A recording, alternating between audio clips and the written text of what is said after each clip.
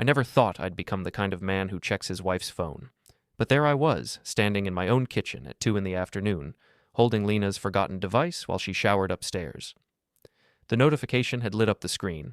Can't wait for tonight, gorgeous. Same place as always. T. My name isn't T. The water was still running upstairs when I heard the front door open. Cole, my 18-year-old son, walked in with his college backpack slung over his shoulder, home for the weekend from state. Hey, Dad, where's Lena? Shower, I managed, slipping her phone into my pocket. How was the drive? Cole shrugged, heading toward the fridge.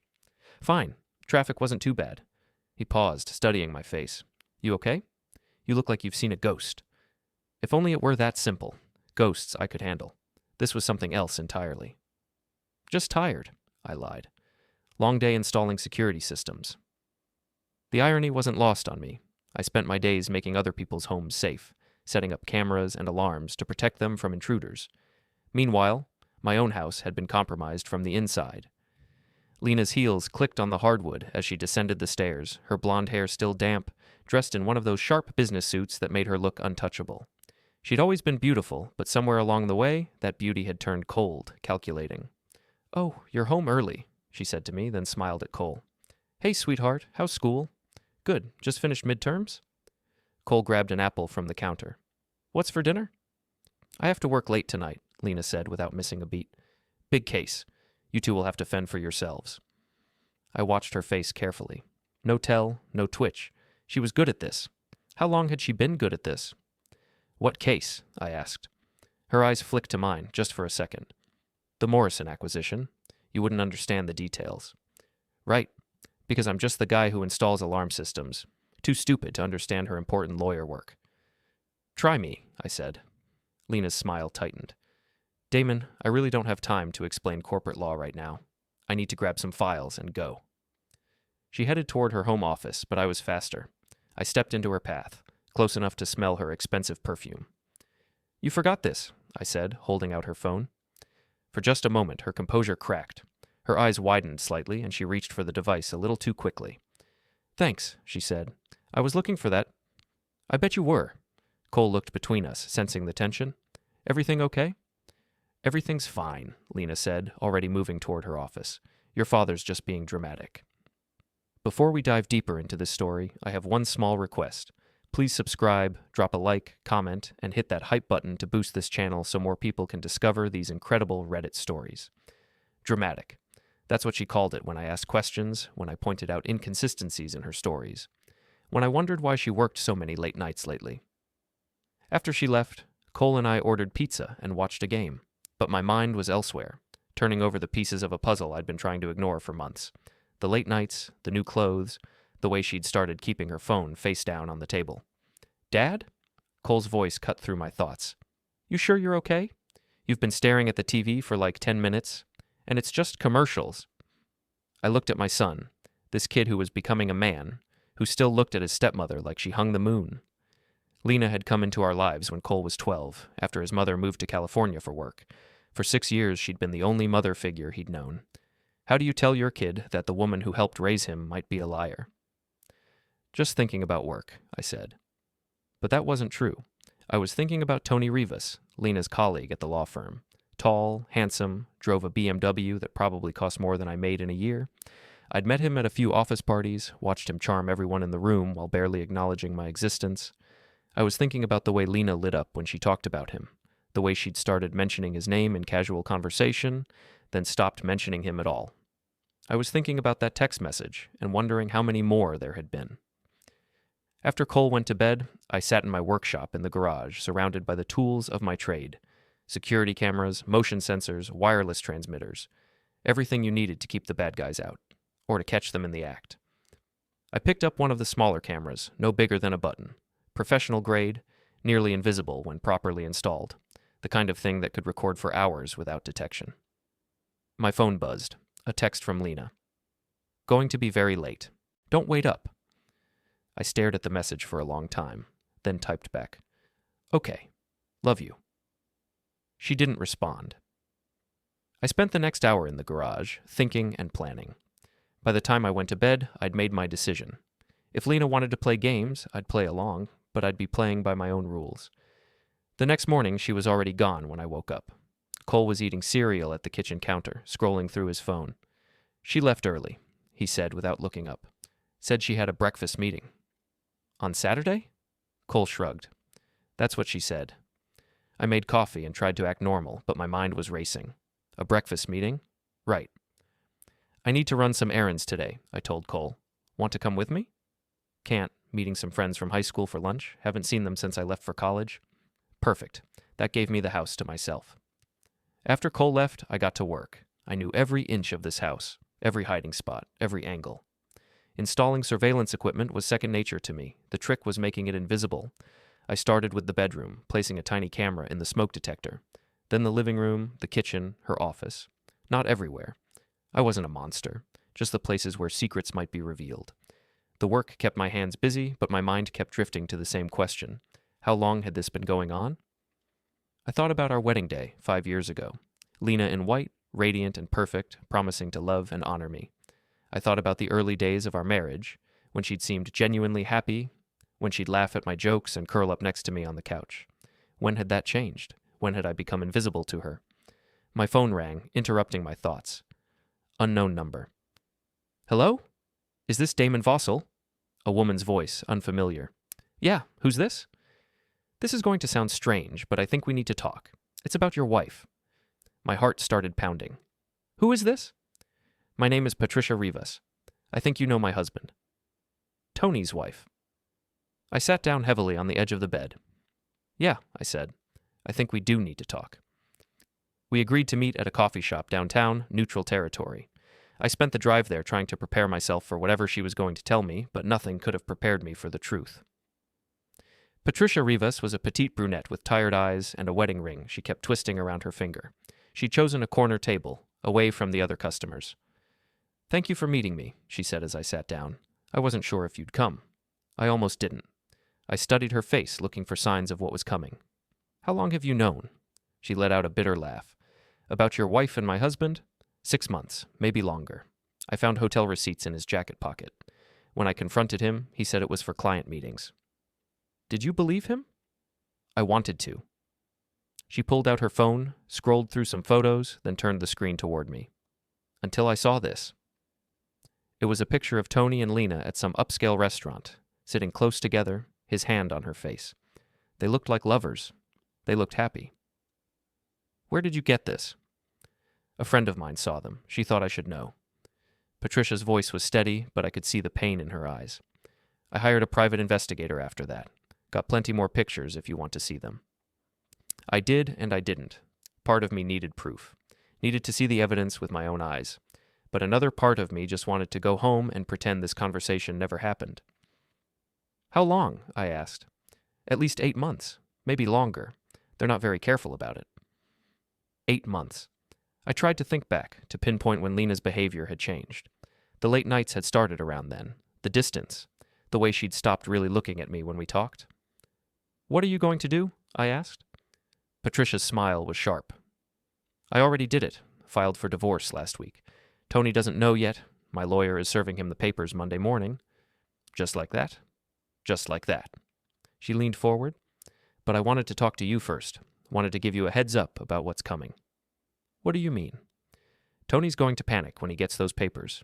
He'll probably try to end things with your wife, at least temporarily. She's going to come home acting guilty, maybe trying to be extra nice to you. Don't fall for it." I nodded, processing this information. "Anything else I should know?" Patricia hesitated, then pulled out an envelope. "There's something else. The investigator found out they're not just having an affair. They're planning something." She slid the envelope across the table. Inside were printed emails between Lena and Tony discussing their future together. My future without me. "She's planning to leave you," Patricia said quietly, "after the Henderson case closes next month. She's already been looking at apartments." I read through the emails, my hands surprisingly steady. There it was, in black and white. My wife's exit strategy. Our marriage reduced to a business transaction she was ready to close. "Why are you showing me this?" I asked. "Because they deserve each other," Patricia said, "and because you deserve better than being blindsided." I folded the papers and put them back in the envelope. "Thank you. What are you going to do?" That was the question, wasn't it? What was I going to do? I don't know yet, I said, but I'll think of something. I drove home from the coffee shop in a daze, Patricia's envelope on the passenger seat like a loaded weapon. The evidence was overwhelming, undeniable. Lena and Tony weren't just having an affair, they were planning a whole new life together. Without me. Cole was back from lunch with his friends, playing video games in the living room. He looked up when I walked in, and I wondered if my face showed what I was feeling inside. "How were your errands?" he asked. "Educational," I said. "Very educational." That evening, Lena came home around 8, carrying takeout from that expensive Thai place she liked. She was in a good mood, almost bubbly. "Thought I'd bring dinner home for once," she said, unpacking containers on the kitchen counter. We never eat together anymore. The irony was staggering. Here she was, playing the loving wife, while I had emails in my pocket describing how she couldn't wait to start fresh with Tony. "That's thoughtful," I said, keeping my voice neutral. "How was your day?" "Busy. The Morrison case is really heating up." She handed me a plate of pad thai. "But enough about work. How was your day?" I looked at her, really looked at her. She was still beautiful, still charming when she wanted to be. But now I could see the performance in it, the calculated effort to seem normal. "Interesting," I said. "I learned some new things about security systems today." "Oh, yeah. Amazing how much you can see when you know where to look." Something flickered in her eyes, but she just smiled. "That's nice, honey." We ate dinner together, the three of us, like a normal family. Lena asked Cole about his classes, laughed at his stories about college life, played the role of caring stepmother perfectly. If I hadn't known better, I might have believed it myself. After Cole went to his room to study, Lena and I cleaned up the kitchen together. It was almost like old times, working side by side, moving around each other in the familiar dance of married couples. "This was nice," she said, loading the dishwasher. "We should do it more often." "Yeah," I agreed. "We should do a lot of things more often." She looked at me curiously, but didn't ask what I meant. Later that night, after she'd gone to sleep, I sat in my workshop reviewing the footage from the cameras I'd installed. Nothing dramatic, just Lena on her phone, typing messages she didn't want me to see, smiling at responses from someone who wasn't me, but it was a start. Over the next few days, I settled into a new routine. I went to work, installed security systems for other people, came home and played the role of oblivious husband. But every spare moment was spent planning. I called my old friend Finn Harlow, who owned a bar downtown called the Rusty Bell. Finn was ex-police, the kind of guy who knew everyone and everything that happened in our small city. If anyone could help me navigate what was coming, it was him. "Damon," he said when I walked into his bar Thursday evening. "Been a while. What brings you to my humble establishment?" The Rusty Bell was exactly what it sounded like. A dive bar with character, the kind of place where working-class guys came to drink away their problems. Finn had bought it after retiring from the force, said it was more honest than police work. "I need advice," I said, taking a seat at the bar. "Must be serious if you're asking me." Finn poured me a beer without being asked. "What's going on?" I told him everything. The text message, the meeting with Patricia, the emails, the surveillance footage. Finn listened without interrupting, his expression growing darker with each detail. "Well," he said when I finished, "that's a hell of a situation. What would you do?"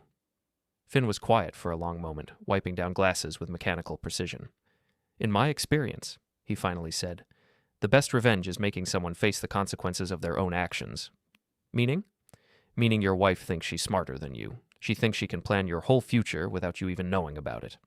He set down the glass and looked at me directly. "Maybe it's time to show her how wrong she is. I'm not looking to do anything illegal, Finn." "Who said anything about illegal?" His smile was sharp. "There are lots of ways to make someone's life complicated without breaking any laws." We talked for another hour, Finn sharing stories from his police days about cheating spouses and the creative ways their betrayals came back to haunt them. By the time I left, I had the beginnings of a plan. The next morning, I called in sick to work and drove to the law firm where Lena and Tony worked. I didn't go inside, just sat in my truck across the street watching. Around noon, they emerged together, walking close but not touching, heading toward Tony's BMW. I followed them to a hotel downtown, the kind of place that charged by the hour but tried to look respectable. They went inside together, and I waited in the parking lot, taking pictures with a telephoto lens I'd borrowed from a photographer friend. When they came out an hour later, Lena's hair was messed up, and Tony had his tie loosened. They looked satisfied, relaxed, happy. That night, Lena came home and told me she'd worked through lunch on depositions. She looked me right in the eye while she lied, not even a flicker of guilt crossing her face. "You work too hard," I said. "Maybe you should take a break, spend some time at home." "I wish I could," she sighed. "But this case is too important. Tony and I are really close to a breakthrough." "I bet you are." Saturday morning, while Lena was at her yoga class and Cole was still sleeping, I made some phone calls. First to Patricia to let her know what I'd observed, then to a contact at the local newspaper, a guy who owed me a favor from when I'd installed a security system at his house for free. "I might have a story for you," I told him, "about professional ethics and personal conduct at one of the city's most prestigious law firms." "I'm listening." "Not yet, but soon. I'll call you when I have everything ready." The third call was to Lena's sister, Mira. I'd never liked Mira. She was gossipy and vindictive, always seemed jealous of Lena's success, but those qualities that made her unpleasant as a person might make her useful as an ally. "Damon?" She sounded surprised to hear from me. "Is everything okay? Is Lena all right?" "Lena's fine," I said. "I was actually calling to ask you something. Do you have time to meet for coffee? There's something I think you should know about your sister." We met that afternoon at a cafe near Mayra's apartment. She was already there when I arrived, practically vibrating with curiosity. "This is so mysterious," she said as I sat down. "What's going on?" I pulled out my phone and showed her one of the photos I'd taken of Lena and Tony at the hotel. Mayra's eyes widened, and she grabbed the phone to look closer. "Oh my God," she whispered. "Is that your sister and her colleague, Tony Rivas, yesterday afternoon at the Riverside Inn?" Mira stared at the photo for a long moment, then looked up at me with something that might have been sympathy. "How long have you known?" "About a week, but I think it's been going on for months." "I'm so sorry, Damon. This must be devastating." But she didn't look sorry. She looked excited, like someone who'd just been handed the gossip scoop of the century. "There's more," I said, and showed her the emails Patricia had given me. Mira read through them, her expression shifting from shock to something darker. "She's planning to leave you," she said. "Looks that way." Mira set down the phone and leaned back in her chair. "You know, I always wondered if Lena really loved you, or if she just liked the idea of being married to someone safe and stable." "Thanks, that's very comforting." "I'm sorry, I didn't mean it like that. It's just, Lena's always been ambitious. She's always wanted more than what she had." "More than me, you mean?" Mira didn't answer directly, but her silence was answer enough. "What are you going to do?" she asked. "I'm still figuring that out. But I wanted you to know what was happening. Lena's your sister, but I thought you deserved to know who she really is." "She's always thought she was better than the rest of us," Mira said quietly. "Better than me? Better than our parents? Maybe it's time someone showed her she's not." That evening, I was in my workshop when Cole knocked on the door. "Dad, can I talk to you?" "Sure, come in." I minimized the window on my computer where I'd been organizing the evidence I'd collected. "What's up?" Cole sat down on my workbench, looking uncomfortable. "Is everything okay with you and Lena?" My heart started pounding. "Why do you ask?" "I don't know. You guys seem different lately, like you're both pretending everything's fine when it's not." "Smart kid. Too smart for his own good sometimes." "Relationships go through rough patches," I said carefully. "It's normal." "Is it about money or work? Because if you guys are having problems, maybe I should get a job, help out more." "Cole," I put my hand on his shoulder. "Whatever happens between Lena and me, it's not your fault and it's not your responsibility to fix it. You understand?" He nodded, but I could see he wasn't convinced. "Are you guys going to get divorced?" The question hung in the air between us. I wanted to lie, to protect him from what was coming. But Cole was 18, practically a man. He deserved honesty. "I don't know," I said finally. "But if we do, it won't change how I feel about you. You're my son, no matter what happens with Lena." Cole nodded again, but I could see the worry in his eyes. Lena had been his stepmother for 6 years. She was the only mother figure he'd known since his biological mother moved away. "Does Lena know you know?" he asked. "Know what?" "Whatever it is that's making you both act weird." I looked at my son, this young man who was more perceptive than I'd given him credit for. "Not yet," I said, "but she will soon." Monday morning arrived with the weight of inevitability. Patricia had told me Tony would be served divorce papers today, which meant the careful house of cards Lena had built was about to come tumbling down. I went to work as usual, installing a security system at a suburban home, but my mind was elsewhere. Around 11, my phone buzzed with a text from Lena. "Can you come home? We need to talk." So it was starting. I found Lena in the living room, pacing like a caged animal. Her usual composure was cracked, her perfect hair slightly messed, her hands shaking as she tried to light a cigarette, a habit she'd supposedly quit years ago. "What's wrong?" I asked, though I already knew. "Tony's wife is divorcing him," she said without preamble. "She hired some investigator, got pictures." She took a shaky drag from her cigarette. "It's a mess, Damon. A complete mess." "That's terrible," I said, keeping my voice neutral. "Poor Tony." Lena looked at me sharply, as if trying to read something in my expression. "The thing is, Patricia is claiming Tony was having an affair with someone from the firm." "Was he?" "I don't know. Maybe. You know how these lawyer types are. Always working late together, traveling for cases. Things happen." I almost had to admire her performance, the way she was positioning herself as an innocent bystander, someone who might have suspicions but no direct knowledge. "That's going to be awkward at work," I said. "It's worse than awkward. If Patricia can prove adultery, she could go after Tony's partnership stake, his assets. And if she names the other woman..." Lena's voice trailed off. "You're worried it might affect you somehow?" "Well, there could be gossip. People love to speculate about these things. They might think I was involved just because Tony and I work closely together." The lies came so easily to her. I wondered how long she'd been practicing this conversation in her head. "I'm sure people will realize you had nothing to do with it," I said. "You're a professional. You wouldn't risk your career for something like that." Relief flickered across her face. "Exactly. Thank you for understanding." That evening, Lena worked late again. "Damage control," she said. After Cole went to bed, I reviewed the footage from my hidden cameras. There she was, on her phone for hours, typing frantically, occasionally putting her head in her hands. Around midnight, she came home looking exhausted. "How was damage control?" I asked. "Complicated. Tony's really shaken up. He's talking about taking a leave of absence until this blows over." "Probably smart. Give people time to forget." "Yeah." She looked at me carefully. "Damon, I might need to work even later hours for a while. With Tony out, I'll have to handle more of the caseload." "Of course. Whatever you need to do." But I knew what she was really doing. She was buying time, trying to figure out how to salvage her affair without destroying her career. Tuesday morning, I called Finn and asked him to meet me for lunch. We went to a diner across town, the kind of place where nobody paid attention to other people's conversations. "How's your situation developing?" he asked after we'd ordered. "According to plan. Tony got served yesterday. Lena's in panic mode." "Good. Panic makes people sloppy." Finn stirred sugar into his coffee. "What's your next move?" I pulled out a folder containing copies of all the evidence I'd gathered: photos, emails, surveillance footage. "I'm thinking it's time to start sharing information." Finn flipped through the materials, whistling softly. "This is comprehensive, professional quality. I've had good teachers." "What are you thinking? Anonymous tips to the law firm?" "Maybe, or maybe something more direct." I leaned forward. "Lena thinks she can control the narrative, make this all go away. I want to show her how wrong she is." "Be careful, Damon. Cornered animals are dangerous." "So are betrayed husbands." That afternoon, I made a decision that felt both terrifying and liberating. I called Lena's law firm and asked to speak with a managing partner, a man named Richard Blackwood, whom I'd met at several office parties.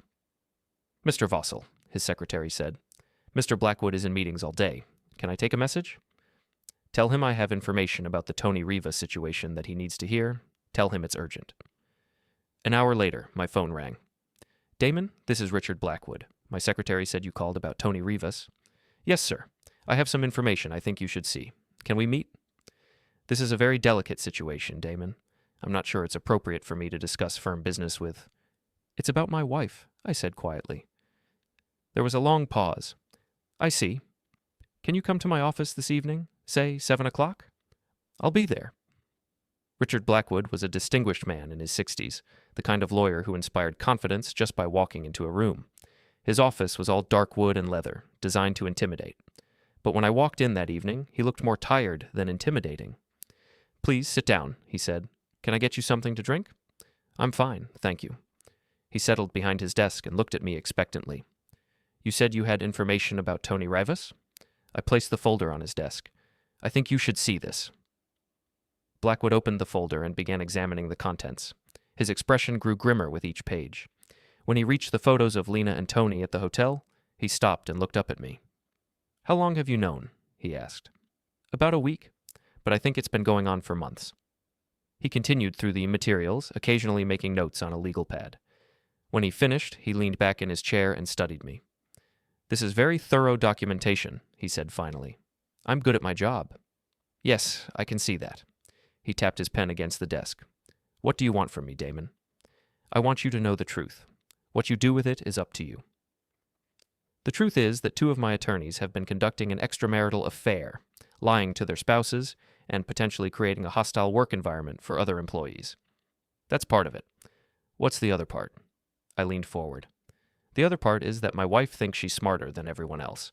She thinks she can manipulate this situation, control the damage, and come out clean on the other side. And you want to prove her wrong. I want her to face consequences for her choices. Blackwood nodded slowly.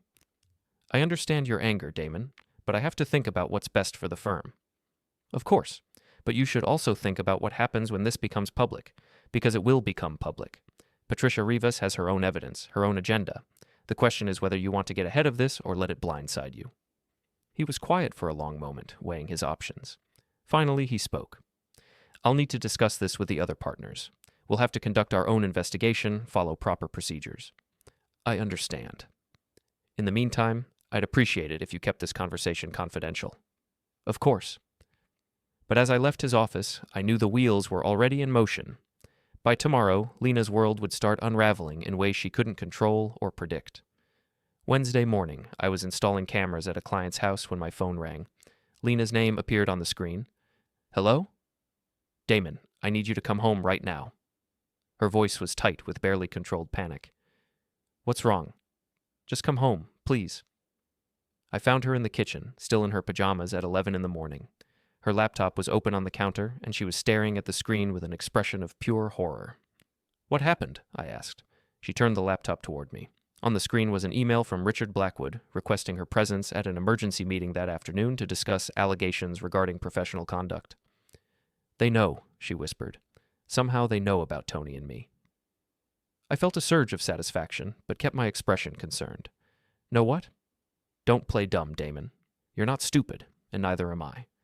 She stood up and began pacing again. "Someone told them about the affair. Someone gave them evidence." "What kind of evidence?"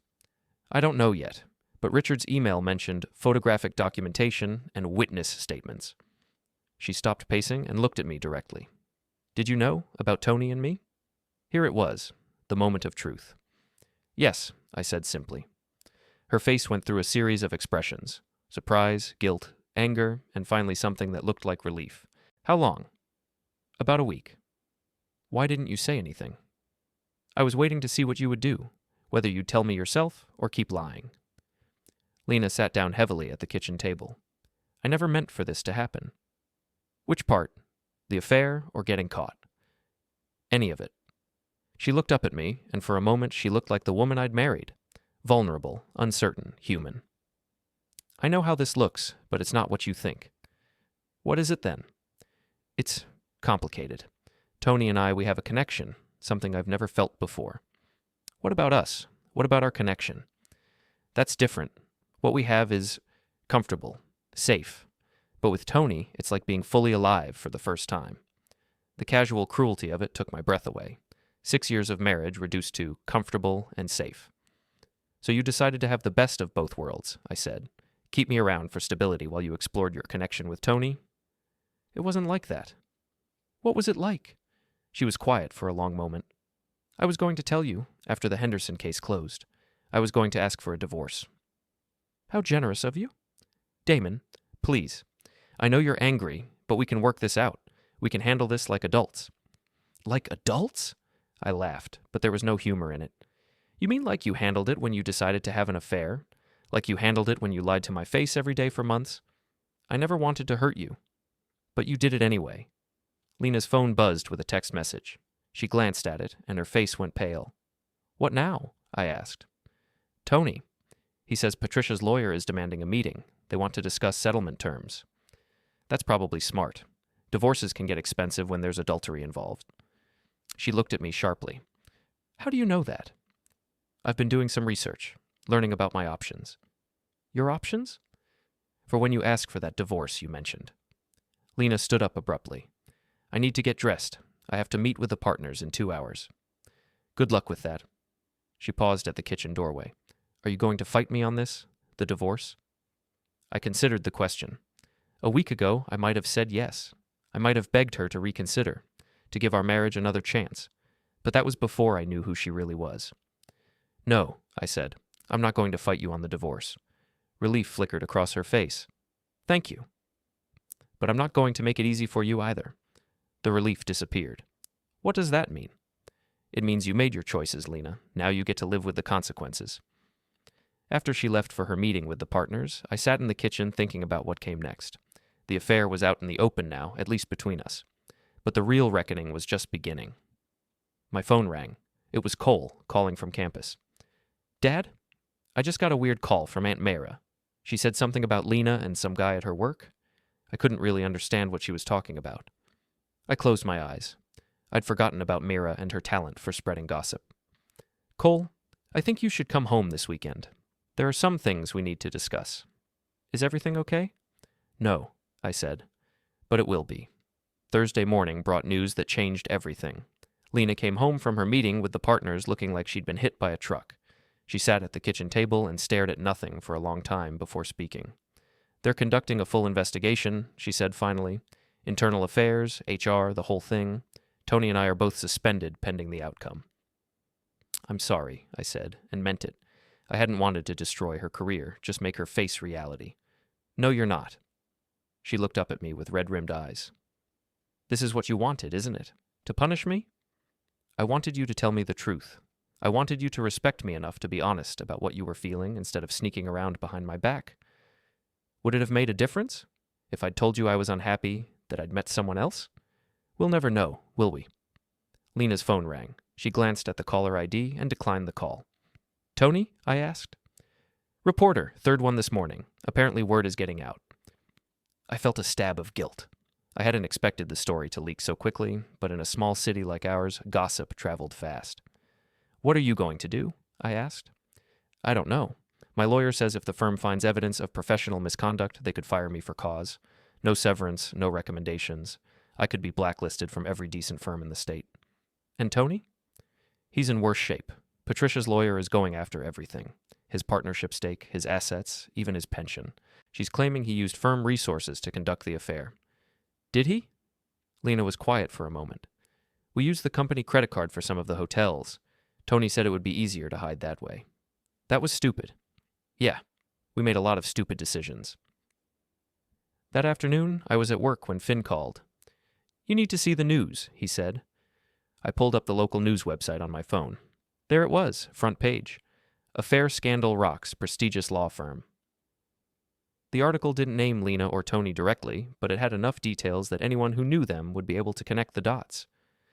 How did they get the story so fast? I asked. Small city, big scandal. Plus someone's been talking to reporters. Not me. I know. My guess is Patricia Rivas. She wants maximum damage. That evening, Cole called again. This time he sounded different, older, more serious. Dad, I saw the news article. Is that about Lena? There was no point in lying anymore. Yes. Are you okay? I'm getting there. I'm coming home tomorrow. I already talked to my professors about missing classes. Cole, you don't need to. Yes, I do. You're my father, and you're going through something terrible. I should be there. After we hung up, I felt a mix of pride and sadness. Pride that I'd raised a son who understood loyalty and family responsibility. Sadness that his world was about to be turned upside down. Lena came home around 8, looking haggard. She'd been meeting with her personal lawyer, trying to figure out damage control strategies. How bad is it? I asked. Bad. The firm is probably going to fire both of us. Tony's wife is demanding a huge settlement, and now there are reporters calling everyone we know, trying to get quotes. What about us? Our divorce? Lena sat down across from me at the kitchen table. My lawyer says we should wait until the other situations are resolved. A divorce right now would just feed more gossip. So you want to stay married while you figure out your next move? I want to minimize the damage to both of us. A bitter divorce battle right now would hurt your reputation too. She was right, but I could see the calculation in her eyes. She was still trying to control the narrative, still trying to manage the situation to her advantage. There's something else, she said. Tony thinks someone set us up. Someone who knew about the affair and deliberately leaked it to cause maximum damage. Like who? I don't know. Maybe Patricia hired someone to investigate beyond just Tony. Maybe they were watching me too. I kept my expression neutral, but inside I was impressed by how close she was getting to the truth. Does it matter now? I asked. The damage is done. It matters because if someone was deliberately trying to destroy us, they might not be finished. Friday evening, Cole came home looking grim and determined. He hugged me tighter than usual, and I could see the questions in his eyes. "Where's Lena?" he asked. "Upstairs. She's been hiding up there most of the day." "Should I talk to her?" "That's up to you. But Cole, whatever you decide to say, remember that she's going through a lot right now." Cole nodded and headed upstairs. I could hear voices through the ceiling, first Cole's, then Lena's, then both of them talking at once. After about an hour, Cole came back downstairs looking older than his 18 years. "How did it go?" I asked. She tried to explain it to me, the affair, the divorce, all of it. He sat down on the couch next to me. She said she never meant for any of this to happen. "Do you believe her?" "I think she believes it. But Dad, intention doesn't really matter when you're talking about consequences, does it?" I looked at my son with new respect. "No, it doesn't." She asked me to choose sides, said she hoped I'd understand that sometimes people make mistakes when they're unhappy. "What did you tell her?" "I told her that you didn't make the mistake. She did, and that actions have consequences whether you intended them or not." Saturday morning, everything changed again. I was making coffee when my phone rang. It was Detective Lillian Drake, an old acquaintance from my security installation days. "Damon, I need to ask you some questions about your wife." My heart started pounding. "What kind of questions?" "Can you come down to the station? It's better if we talk in person." An hour later, I was sitting in a small interview room at the police station, trying to figure out why a detective wanted to talk to me about Lena. "Thanks for coming in," Detective Drake said as she sat down across from me. "I know this is a difficult time for you." "What's this about, Lillian?" "We've been investigating some financial irregularities at Blackwood & Associates. Your wife's name has come up in connection with some missing client funds." The room seemed to spin around me. "What kind of missing funds?" "About $50,000 from an escrow account, money that was supposed to be held in trust for a real estate transaction." "And you think Lena took it?" "We think someone with access to the account took it. Your wife was one of 3 people who had that access." I sat back in my chair, trying to process this information.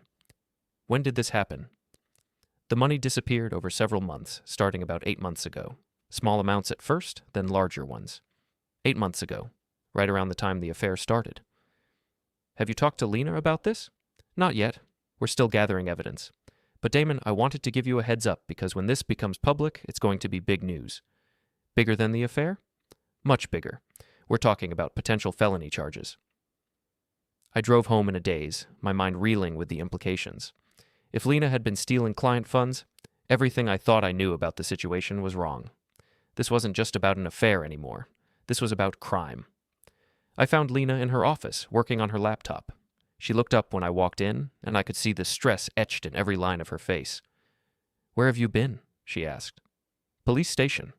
Her face went white. "What?" "They wanted to ask me about some missing money from your firm." Lena's hands started shaking. She closed her laptop and looked at me with an expression I'd never seen before. Pure terror. "What did you tell them?" "The truth, that I don't know anything about your work finances. Damon, I need you to listen to me very carefully. Whatever they told you, whatever they think they know, it's not what it looks like." "What is it then?" "It's complicated. The money, it was for Tony and me. We were planning to start our own practice, and we needed startup capital." "So you stole it?" "We borrowed it. We were going to pay it back once the new firm was established." I stared at her, this woman I'd been married to for 5 years, and realized I didn't know her at all. "You stole $50,000 from your clients to fund your affair and your business plans." "It wasn't like that." "What was it like, Lena? Because from where I'm sitting, it looks like you and Tony decided to steal money to finance your new life together." She started crying then, real tears this time, not the calculated emotion she'd been showing me all week. "We never meant for it to go this far. It started small, just a few thousand here and there. But then the affair got more serious, and we started making bigger plans, and we needed more money. So you took more money." "We were going to pay it back. We had a business plan, projected earnings. We could have made it work. But you got caught." "Someone must have been watching the accounts, looking for irregularities. We were careful, but not careful enough." I looked at this woman who had shared my bed, my home, my life for 5 years. This woman who had helped raise my son, who had been a mother figure to him. This woman who was a thief. The police are going to arrest you, I said. I know.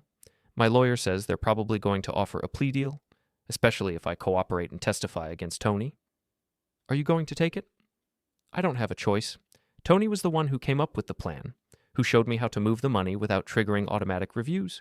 If I testify against him, I might get probation instead of jail time. And if you don't, then we both go to prison. That evening, after Lena had gone to bed, Cole and I sat in the living room talking about what came next. Is she going to jail? He asked. Probably, at least for a while.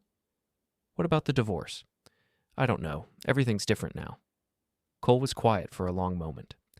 Dad, I need to ask you something, and I want you to tell me the truth. Okay.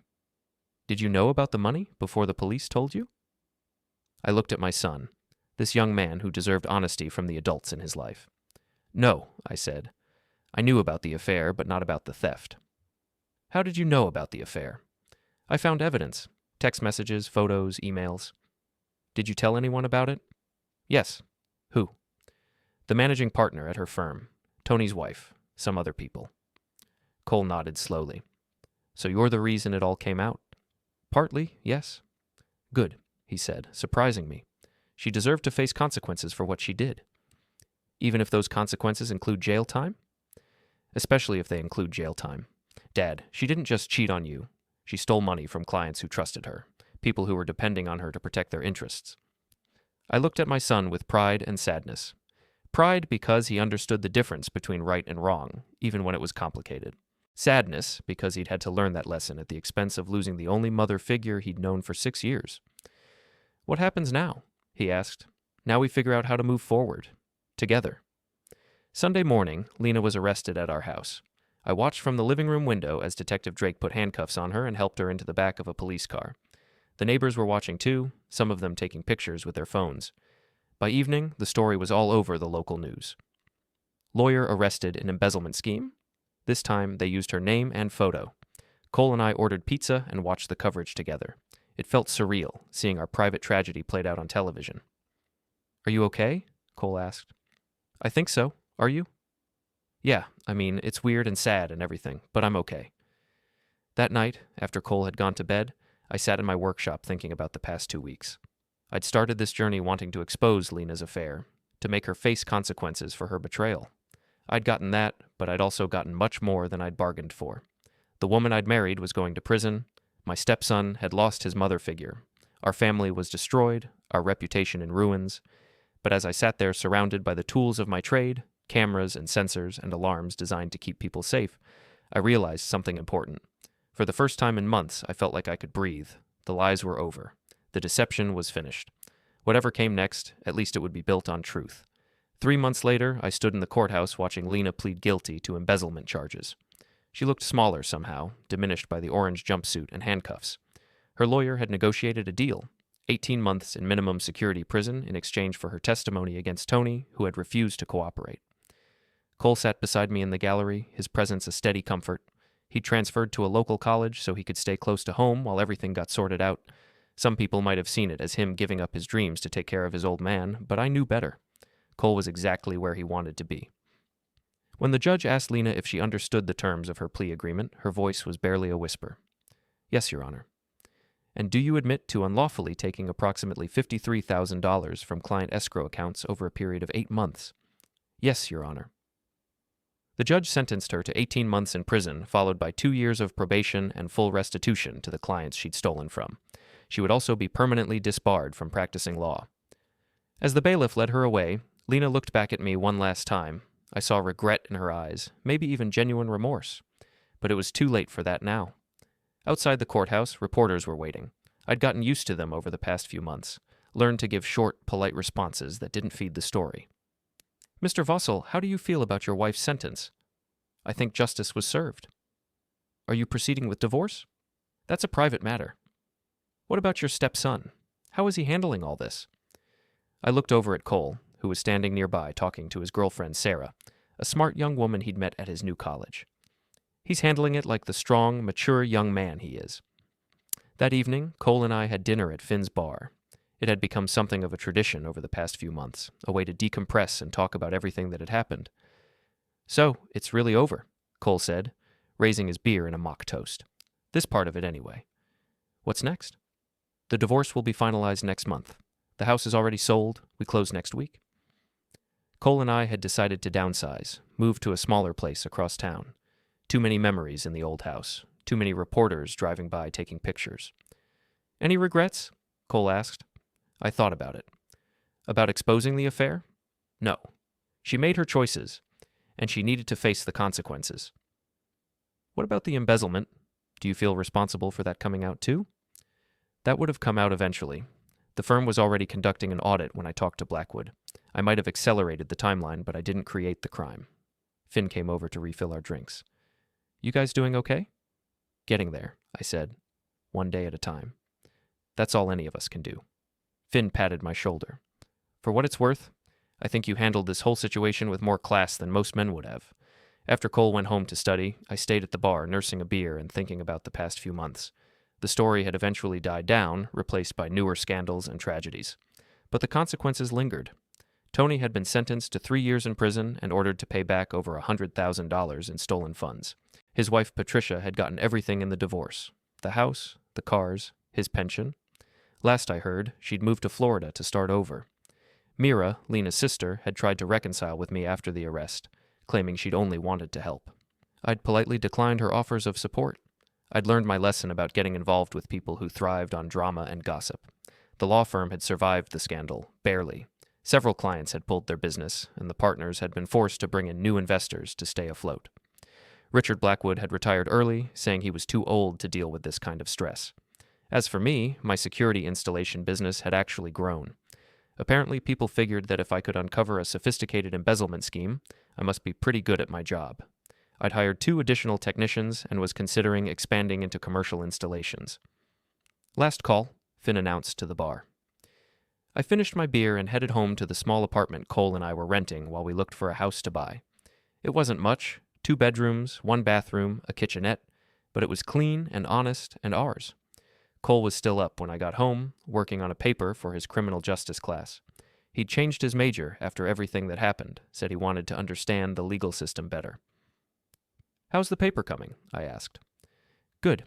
It's about white-collar crime and the factors that lead people to rationalize criminal behavior." "Sounds like you have some personal experience to draw from." "Yeah. It's weird writing about it academically, but also kind of helpful. Like I'm trying to understand how someone I thought I knew could do the things Lena did." "Come to any conclusions?" Cole saved his document and leaned back in his chair. "I think she convinced herself that the rules didn't apply to her, that she was smarter than everyone else, that she could control the situation and avoid consequences." "And the affair?" "Same thing. She thought she could have everything she wanted without anyone getting hurt. When reality didn't match her expectations, she doubled down instead of admitting she was wrong." I looked at my son with amazement. At 18, he had more insight into human nature than I'd had at 30. "I'm proud of you," I said. "The way you've handled all this, the way you've grown up over these past few months. I had a good teacher. Your mother. You, Dad. You showed me that doing the right thing isn't always easy, but it's always worth it." 6 months later, I got a letter from Lena in prison. She was doing well, she wrote. Taking classes, working in the library, seeing a counselor to understand how she'd made such destructive choices. She apologized again for the pain she'd caused, acknowledged that she'd been selfish and dishonest. She said she understood why I'd exposed the affair, that I'd had every right to protect myself and seek the truth. She asked about Cole, hoped he was doing well in school. She didn't ask if she could write to him directly, which showed more wisdom than I'd expected. At the end of the letter, she wrote, "I know I have no right to ask for forgiveness, and I'm not asking for it. I just want you to know that I understand now what I threw away. You were a good husband, and I was a fool to take that for granted." I read the letter twice, then put it in a drawer with the divorce papers and the newspaper clippings from the trial. Someday, maybe, Cole would want to see it, but not today. That evening, Cole and I had dinner at our new house, a modest 3-bedroom place in a quiet neighborhood across town. We'd been living there for 2 months, slowly making it feel like home. "Letter from Lena today," I mentioned as we cleaned up the dishes. "How is she?" "Says she's doing well, taking responsibility for what she did." "That's good, I guess." "She asked about you. Didn't ask to write to you directly, though." Cole was quiet for a moment. I'm not ready for that yet. Maybe someday, but not yet. That's fine. You get to decide when and if you want contact with her. Do you think she's really changed? Or is this just another performance? I don't know. People can change, but it takes time to prove it. And even if she has changed, that doesn't erase what she did. A year after Lena's sentencing, I ran into Patricia Rivas at a coffee shop downtown. She looked good, relaxed, confident, like a woman who'd found her footing again. "Damon," she said, approaching my table, "how are you?" "Good. You look well." "I feel well. Moving to Florida was the best decision I ever made." We talked for a few minutes about neutral topics, the weather, the changes in our old neighborhood, how our respective fresh starts were going. "I wanted to thank you," she said as she prepared to leave. "For what?" "For having the courage to speak up. If you hadn't talked to that lawyer, if you hadn't started the ball rolling, Tony and I might still be living a lie." "You would have figured it out eventually." "Maybe, but you saved me months or years of being made a fool of. That took guts." After she left, I sat in the coffee shop thinking about courage and consequences.